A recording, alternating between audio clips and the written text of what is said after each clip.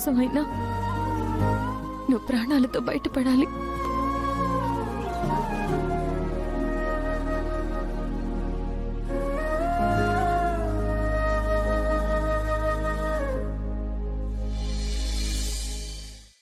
ఒరే పని ఒరే పని ఒరే పని ఏంటన్నా ఏమైంది?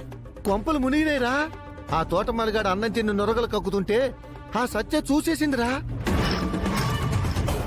అయితే వాడు పోయాడా? ఏంటి పోయేది? పని సత్య కాపాడి హాస్పిటల్ కి తీసుకెళ్ళింది. అవునా? అయితే మనం దొరికిపోయాం. ఇక మన పని అయిపోయినట్టే. ఆ ఫుడ్ లో కలిపిన విషం మనమే అని తెలిసిపోతుంది అత్తయ్యో. ఏయ్! కంగారు పడి మీరే నిజం చెప్పేసేలా ఉన్నారు. అసలు ఈ సత్యకి ఎలా చెప్పాలి? ప్రతి దాంట్లో తలదూరుస్తుంది. అసలు ఆ తోటమాలని సత్య కాపాడడం ఏంటి? అది నేను ఊహించలేదు. అందుకే నేను చెప్పా ఆ సత్య పెద్ద వేస్ట్ దని. దానివల్ల మనకి పవర్ ఆఫ్ అటార్నీ వస్తుందో లేదో తెలియదు, కానీ దానివల్ల మనం ఇరుక్కుపోవడం మాత్రం కన్ఫర్మ్. ఏదో ఒక రోజు మనందర్నీ రోడ్డు మీద నిలబెడుతుంది. ఫణి, నా మాట విని దాన్ని వదిలే. ఏయ్! నోరు మూస్తావా? ఇప్పుడు ఆ తోటమాలిగాడి పరిస్థితి ఎలా ఉందో, ముందు వాడి కండిషన్ ఎలా ఉందో తెలుసుకోవాలి. మనం వాడు తినే అన్నంలో విషం కలిపామన్న విషయం బయట పడకూడదు. అదేరా మా టెన్షన్ కూడా. ఇప్పుడు ఏం చేయాలి? నాన్న, మీరెవరు కంగారు పడొద్దు. నేనిప్పుడే హాస్పిటల్కి వెళ్తాను. వీలుంటే అక్కడే వాణ్ణి అంతం చేస్తాను.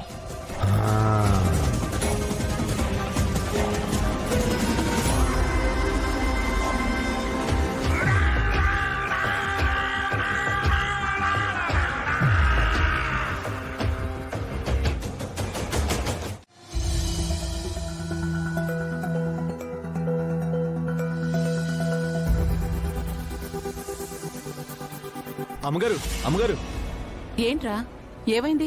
ఎందుకంత కంగారు పడుతున్నావు? మన తోటమాలి కిట్టయ్య ఉన్నాడు కదా, ఆయనకున్నట్టుండి ఒంట్లో బాగలేకపోతే త్రిపురమ్మ గారు చూసి హాస్పిటల్కి తీసుకెళ్లారమ్మా.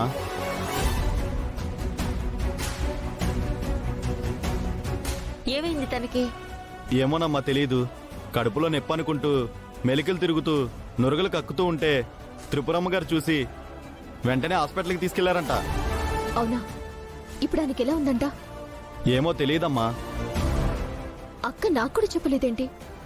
మన తోటమాలికి అలా జరిగిందని నాకు తెలుసు బామ్మా. నేను వెళ్ళి చూసొచ్చాను కూడా. ఫణి, నీకు తెలియగానే మా అందరికి కూడా చెప్పొచ్చు కదా. అంత రాత్రిపూట మీకు చెప్తే అనవసరంగా అందరు కంగారు పడతారని చెప్పలేదు పెద్దమ్మా.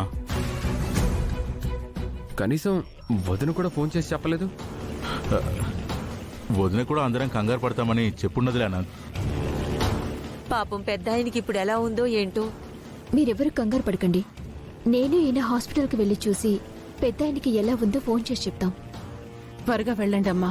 పాపం పెద్ద ఆయనకి ఎలా ఉందో ఏంటో. త్వరగా వెళ్ళండి. ఖర్చుకు వెనకాడకుండా పెద్ద ఆయనకి ట్రీట్మెంట్ చేయించు. అలాగే నానమ్మా. పద గాయత్రి.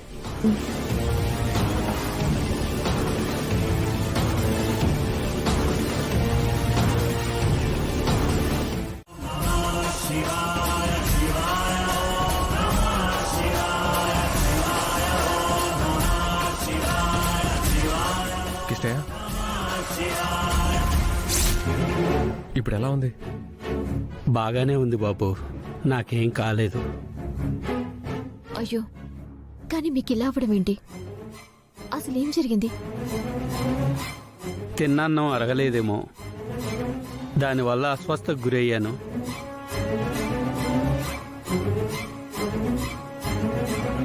ఇప్పుడు పర్లేదు కదా?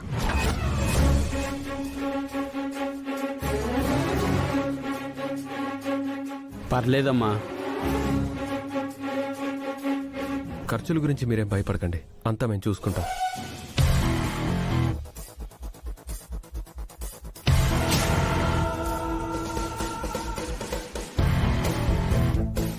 అక్క నువ్వు మాకు ఒక్క మాటైనా చెప్పొచ్చు కదా.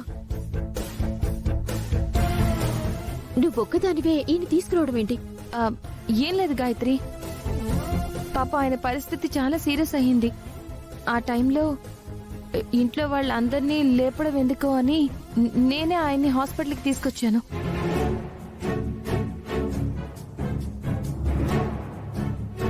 మంచి పని చేసావు వదిన. పాపం వయసులో పెద్ద ఆయన, మనం కాకపోతే ఇంకెవరు చూసుకుంటారు?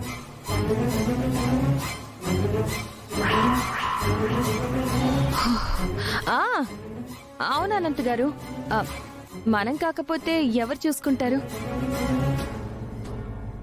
ఇప్పుడు తనకి బానే ఉంది. డాక్టర్ గారితో కూడా మాట్లాడాను. టాబ్లెట్స్ కూడా రాసిచ్చారు. ఇప్పుడే డిశ్చార్జ్ చేస్తానని అంటున్నారు. మీరు వెళ్ళి మీ పని చూసుకోండి. లేదక్క, నేను కూడా ఇక్కడే ఉంటాను. అయ్యో పర్లేదు గాయత్రి, ఆయన డిశ్చార్జ్ అయిపోతారు. మీకు ఆఫీస్లో కూడా పనులుంటాయి కదా, వెళ్ళండి. సరే వదిన, పద గాయత్రి. మేము వెళ్తాము. అలాగే అమ్మా.